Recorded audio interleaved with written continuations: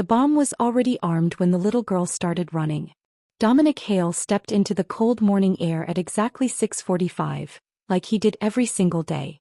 The back lot of the Black Harbor Hotel stretched before him, empty except for his armored sedan and two guards who never smiled. Ravenport's fog rolled in from the coast, thick and gray, swallowing the edges of the parking lot. Dominic pulled his coat tighter. Another Tuesday. Another routine. Another day of running a city that feared his name but never spoke it out loud. Then he heard the footsteps. Small. Frantic. Slapping against wet pavement. A child burst through the fog, barefoot and stumbling, her oversized pajamas hanging off her thin frame like she'd grabbed them in the dark. Her face was streaked with tears and dirt. Her mouth opened wide as she screamed words that made Dominic's blood freeze. "Please don't get in your car." Both guards drew their weapons in one smooth motion, barrels aimed at the little girl's chest. Dominic raised his hand, stopping them. The girl couldn't have been more than 7 years old. Her whole body shook like she'd been thrown into ice water. Bruises circled her wrists like dark bracelets. She wasn't just scared. She was terrified in a way that told Dominic someone had hurt her badly. She pointed directly at his black sedan with a trembling finger. "It's going to go boom." Dominic's heart slammed against his ribs. Nobody knew his schedule. Nobody got close to his car. Nobody breached his security. Yet here stood a child in bare feet, sobbing and shaking, warning him about something she couldn't possibly know. "Russo," Dominic said quietly to his head of security. "Check the car." Russo moved fast, dropping to his knees and sliding under the sedan with a flashlight. The silence stretched thin and dangerous. The little girl's breathing came in sharp gasps. Dominic watched her carefully. She kept looking over her shoulder like something was chasing her through the fog. Then Russo went completely still under the car. When he slid back out, his face had gone pale as chalk. "Boss, we need to evacuate right now." Dominic's jaw tightened. "Show me." Russo pointed his flashlight under the vehicle. Strapped to the fuel line with military precision was a device that could have turned the sedan into a fireball. But what made Dominic's stomach drop wasn't the bomb itself. It was the words carved into the metal casing in careful letters. "For Hale. From your ghost." The world tilted sideways. Ghost was a name from 10 years ago. A name that belonged to a dead man. Luther Kane had been Dominic's closest friend, his partner, the person he'd trusted more than anyone. Until Luther betrayed him. Until Luther tried to take everything Dominic had built. Until Dominic ordered the hit that was supposed to end Luther permanently. They never found a body. Dominic had convinced himself that meant nothing. The harbor took what it wanted and never gave it back. But now someone was using Ghost's signature. Someone knew things only Luther could know. Someone had placed a bomb under Dominic's car with a message that shouldn't exist. "Clear the area," Dominic ordered. His voice came out steady even though his mind was racing through possibilities that all ended badly. "Get the bomb squad here. Nobody touches that device." The little girl sobbed harder, grabbing onto Dominic's coat with small fists. "What's your name?" Dominic asked, his voice dropping to something softer than his men had ever heard. The girl looked up at him with eyes too old for her face. "Mila." Dominic knelt down so they were eye to eye. "Mila, how did you know about the car?" Her bottom lip trembled. Fresh tears spilled down her cheeks. When she spoke, her voice was barely a whisper. "The man said if you sat in the car, he'd let my mum go." Every muscle in Dominic's body went rigid. Someone had taken this child's mother. Someone had used Mila as a messenger, sending her barefoot through the cold to deliver a warning. Someone had put a little girl between Dominic and death, knowing she'd run across that parking lot in terror. The cruelty of it was staggering. "Where's your mother now?" Dominic asked. Mila's face crumpled. "I don't know. The scary man in black gloves took her. He said I had to stop you or she'd die. He told me to run. She told me to save myself, but I couldn't leave her." Dominic felt something crack inside his chest. He'd done terrible things in his life. He'd hurt people who deserved it and some who probably didn't. But he'd never involved children. Never used innocence as a weapon. Whoever had done this to Mila had crossed a line that couldn't be uncrossed. "Show me where he kept you," Dominic said gently. "Can you do that?" Mila nodded, wiping her nose with her pajama sleeve. She led them across the parking lot toward a maintenance closet near the hotel's loading dock. Her bare feet left small prints on the wet concrete. When Russo opened the closet door, the smell hit them first. Copper and fear. Hey, if you're still watching, thank you. I promised my family I'd hit 1,000 subscribers before Christmas, and now I really need your help to keep that promise. Please subscribe. It would mean the world to me. Blood stained the concrete floor in dark patches. A woman's bracelet lay torn apart near the drain. Strips of duct tape hung from a metal pipe. A burner phone sat on an overturned bucket, its screen cracked but still glowing. And in the center of it all, placed carefully where it couldn't be missed, was a white rook chess piece. Dominic picked it up with shaking hands. Luther Kane's signature. The calling card he'd used for years. A symbol that meant he was always 3 moves ahead, always planning, always watching. Dominic had thought that signature died with its owner. He'd been wrong. Ghost wasn't dead. Ghost had come back. And he wasn't playing games anymore. Sweep every inch of this building, Dominic ordered. I want security footage, witness statements, everything. Someone saw something. While his team worked, Dominic led Mila to a bench outside. She sat close to him, still trembling. He took off his coat and wrapped it around her small shoulders. It swallowed her completely. Tell me everything, the man said, Dominic urged. Every detail matters. Mila's voice came out small and broken. Mom and me, we clean hotel rooms at night. We were doing the 3rd floor when the man grabbed us from behind. He had black gloves and a mask. He smelled like cigarettes and something chemical. He dragged us to that closet and tied Mom up. He told me I had to deliver a message to the man with the black car. He said if I stopped you from getting in, he'd let Mom go. If I didn't, he'd hurt her. Dominic's fists clenched. Did he say anything else? Any names? Mila thought hard, her forehead wrinkling with concentration. He kept laughing. He said something about how you'd finally understand what it felt like to lose everything. He said the game was just starting. The words hit Dominic like bullets. Luther had always called their business ventures games. He'd treated life like chess, moving people around like pieces, sacrificing pawns to protect kings. But this wasn't business. This was personal. This was revenge served cold and calculated. Russo appeared, his face grim. Boss, the bomb squad confirmed something. That device under your car wasn't meant to kill you. Dominic stood up slowly. What? The explosive charge was deliberately small. It would have injured you, maybe taken your legs, but not killed you. It was designed to slow you down. To keep you here. The realization hit Dominic like a freight train. The bomb was a distraction. Luther wanted him trapped at the hotel, dealing with the threat, focused on the wrong thing. Which meant something else was happening somewhere else. Something Luther needed Dominic to miss. Where are the informants? Dominic demanded. The ones we pulled from Luther's old network? Russo's phone buzzed before he could answer. He looked at the screen and his face went white. Boss, there's been an explosion across town. The safe house on Meridian Street. Dominic's heart stopped. That was where they'd hidden the 3 witnesses who'd agreed to testify about Luther's operations. The people who had information that could expose Ghost's entire network. The only leverage Dominic had against a dead man who'd come back to life. Are they alive? Dominic asked, already knowing the answer. Russo shook his head. Building's gone. No survivors. The chess pieces clicked into place with horrible clarity. Luther hadn't tried to kill Dominic. He'd saved him. He'd used Mila to warn Dominic away from the car because Luther didn't want him dead. Not yet. Luther wanted the witnesses dead first. He wanted to eliminate the only people who could expose him before he made his final move. Mila's warning had saved Dominic's life. But it had also allowed Luther to murder 3 people in cold blood. Luther had played them all perfectly. He'd used a terrified child to move Dominic exactly where he needed him, buying time to eliminate his real targets. The cruelty of it was breathtaking. The precision was unmistakable. Ghost was back and he was better than ever. Find Mila's mother, Dominic ordered. I don't care what it takes. Tear this city apart if you have to. Luther wants me to watch everything burn. I'm not giving him the satisfaction. His team scattered, making calls and mobilizing every resource Dominic had.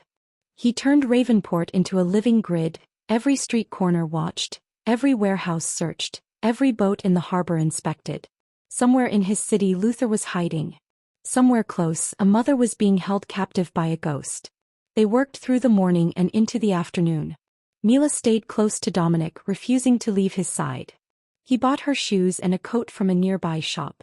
She ate a sandwich without tasting it. Her eyes kept darting to the harbor, watching the boats bob in the gray water.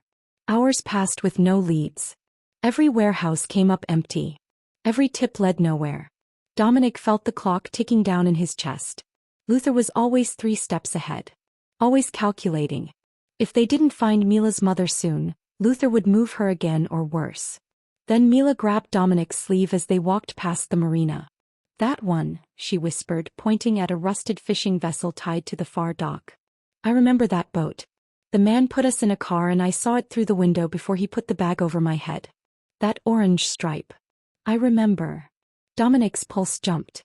He radioed his team immediately, keeping his voice calm so Mila wouldn't panic. Within minutes, 6 armed men surrounded the vessel. They boarded carefully, weapons drawn, clearing each section with practiced efficiency. Dominic waited on the dock with Mila, his heart pounding so hard he could hear it in his ears. The seconds stretched into hours. Every moment that passed without word felt like failure closing in. Then Russo emerged from below deck, carrying an unconscious woman in his arms. Mila screamed and ran forward. "Mom!" The woman was alive but drugged, her breathing shallow, her wrists raw from chains. Russo laid her carefully on the dock while medics rushed forward with oxygen and equipment. Mila clung to her mother's hand, sobbing so hard her whole body shook. The woman's eyes fluttered but didn't open. The medics worked quickly, checking vitals, starting in 4-line. Dominic walked onto the boat himself, needing to see what Luther had left behind. Below deck he found the chains still attached to the wall. Empty syringes scattered across a metal table. A stained mattress shoved in the corner. The smell of sweat and fear hung thick in the air. And carved into the metal wall with something sharp, a message that made Dominic's blood run cold. "Your past always comes home." Gee. Luther was taunting him. Every move was a message. Every action was designed to hurt. But Luther had made one mistake. He'd underestimated how far Dominic would go to protect the innocent. He'd given Dominic something to fight for instead of just fighting to survive. As the medics worked on Mila's mother, one of them noticed something around her neck. A silver locket, old and tarnished, hanging on a broken chain. He opened it carefully to check if it contained any medical information. Inside was a photograph. Dominic's face stared back at him. But it was a younger Dominic, maybe 10 years ago, smiling in a way he couldn't remember doing anymore. He was holding a baby wrapped in a pink blanket. The photo showed a moment Dominic didn't recognize from his own life. "Sir," the medic said quietly, "I think you need to see this." Dominic took the locket with numb fingers. His hands started shaking as he stared at the image. The baby in his arms. The happiness on his face. A life he'd never known existed. Mila's mother stirred, her eyes fluttering open. She saw Dominic standing there holding the locket and her face twisted with fear and grief and something like apology. "I tried to hide it," she whispered, her voice cracked and broken. "I tried to keep her safe. But he found us." "You knew what?" Dominic demanded, though part of him already understood. The pieces were falling into place too perfectly to be coincidence. The woman's eyes filled with tears. "Elena never told you. She was pregnant when she left you. She was scared of your life, scared of what you'd become. She had the baby and she made me promise never to tell you. But she died 3 years ago and I've been raising Mila alone. Ghost found out somehow. He knew everything." The world stopped spinning. Dominic looked at Mila. The shape of her face. The color of her eyes. The way she held her chin when she was scared. The stubborn set of her jaw when she was determined. He had his eyes. She had Elena's smile. She was his daughter. The little girl who'd saved his life this morning was his own child, and he'd never known she existed. Elena had left him a decade ago without explanation, taking a secret that changed everything. She'd carried their baby and raised her for 4 years before dying, leaving Mila with a woman who'd promised to keep the secret forever. Luther had discovered the truth and weaponized it, using Dominic's own daughter to destroy him from the inside out. The cruelty was beyond comprehension. Luther hadn't targeted Dominic's life. He'd targeted his bloodline. His legacy. The future Dominic never knew he had. Every move Luther made was designed to hurt deeper than bullets ever could. He'd found the one thing that could crack Dominic's armor and he'd used it without mercy. Mila walked over, still wrapped in Dominic's coat, looking up at him with concern in those familiar eyes. "Are you okay?" she asked quietly. "You look sad." Dominic knelt down, his throat tight with emotions he didn't know how to name. "Mila, I need to tell you something." But before he could find the words, his phone rang. A text message from an unknown number flashed across the screen. "Meet me at the North Dock. Midnight. Come alone or I finish what I started. G." Dominic's hands shook as he read it. Luther was ready for the endgame. And Dominic had no choice but to play. The hours until midnight crawled by like years. Dominic made arrangements for Mila and her mother, placing them in the most secure location he controlled with his best guards standing watch. Armed men positioned at every entrance and exit. Security cameras monitoring every angle. Nothing would get through. He didn't tell Mila the truth yet. There wasn't time. But he promised her something he'd never promised anyone. "I'm going to make sure nobody ever hurts you again."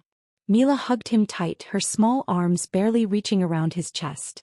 "Be careful," she whispered. "The scary man is really scary."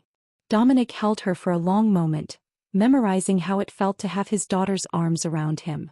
The weight of her. The trust she placed in him even though she barely knew him. Then he left before he could change his mind. The North Dock was abandoned at midnight, just rusted metal and rotting wood stretching into black water. Fog rolled across everything, thick enough to hide an army.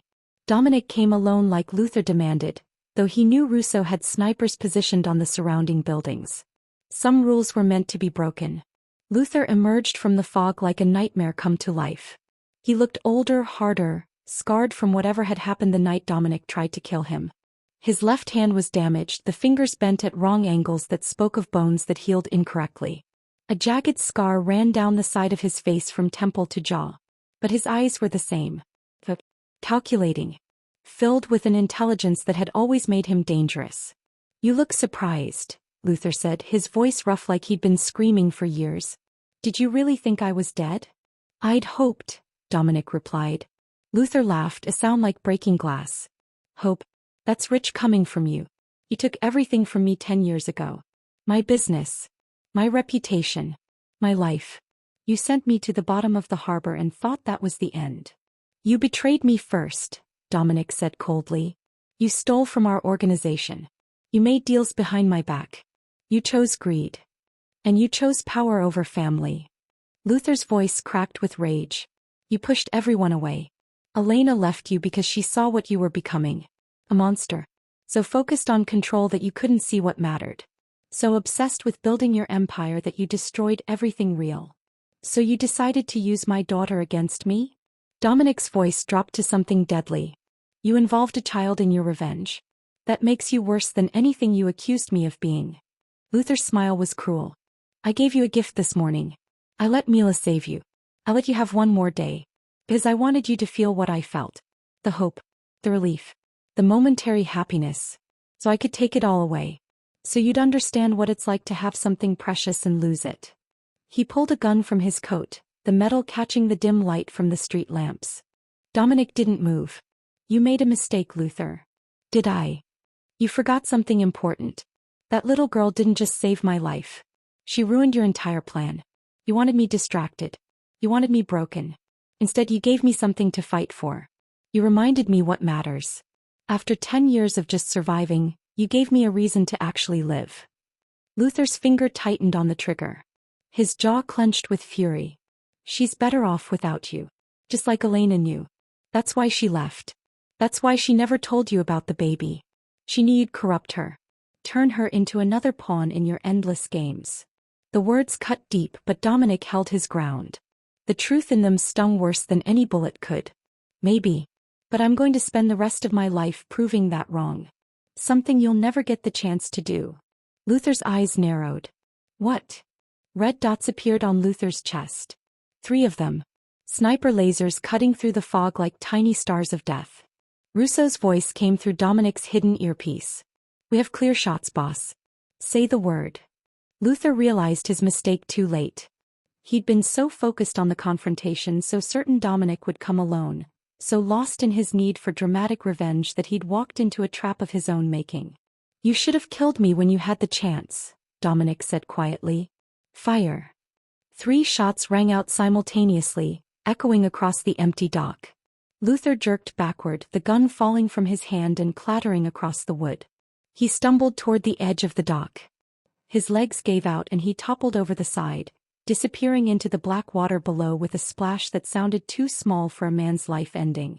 Dominic walked to the edge and looked down. The harbor swallowed Luther Kane for the second time. Bubbles rose briefly then stopped. The water went still and dark, revealing nothing. Whether Luther survived this time or not, Dominic would never know for certain. But he was done looking over his shoulder. Done letting ghosts from the past control his future. He had a daughter now. That changed everything. 3 days later, Dominic sat in a hospital room with Mila. Her mother was recovering well, the drugs finally out of her system. Color had returned to her cheeks. The doctors said she'd make a full recovery. Mila colored in a book at the foot of the bed, her tongue sticking out in concentration. She looked peaceful. Safe. Like a normal kid doing normal kid things. Mila, Dominic said softly. I need to tell you something important. She looked up, her eyes so much like his own it made his chest ache. Am I in trouble? No, sweetheart. You're not in trouble. You were so brave. You saved my life. But there's something you should know about me. About us. He took a deep breath, choosing his words carefully. He'd faced down armed men without flinching. He'd made decisions that affected hundreds of lives.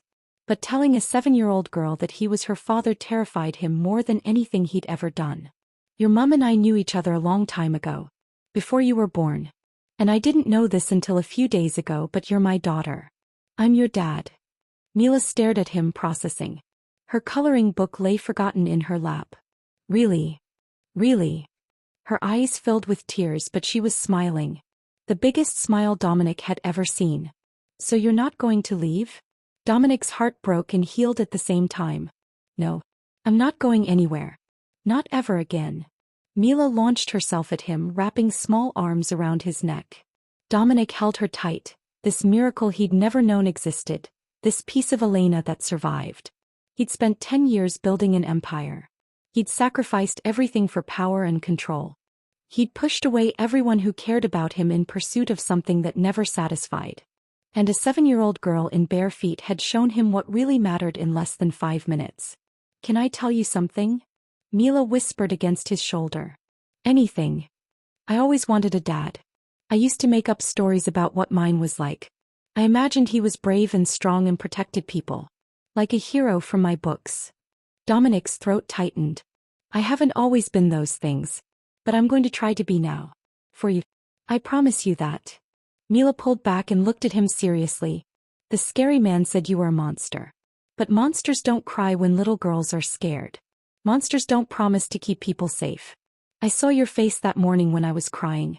You were sad for me. How did you know I cried? Dominic asked. I saw your eyes. They got shiny like mums do when she's trying not to cry. You were scared too. Smart kid. Too smart maybe. She saw things that most adults missed. Yeah, Dominic admitted. I was terrified. Terrified I'd lose you before I even knew I had you. Mila smiled and went back to coloring. It's okay to be scared sometimes.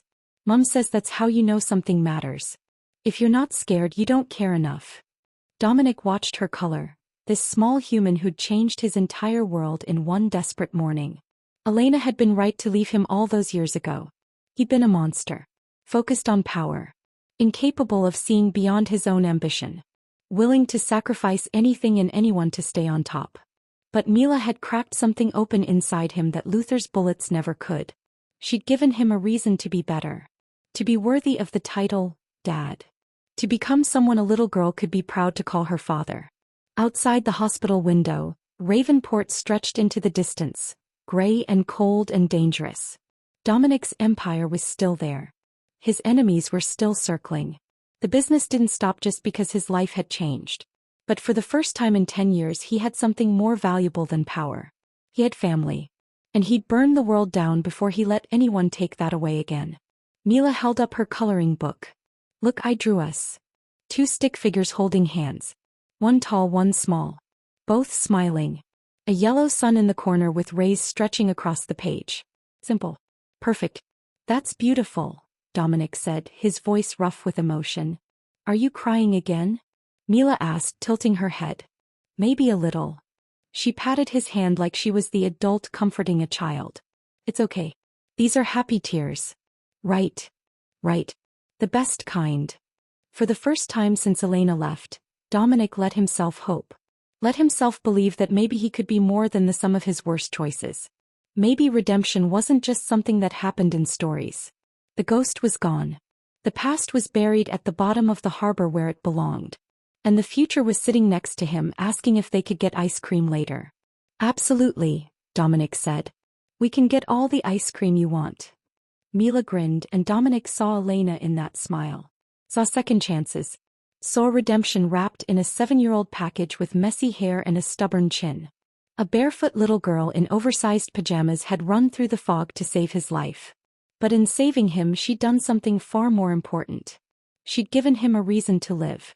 And maybe, just maybe, she'd given him a chance to become the man Elena always hoped he could be.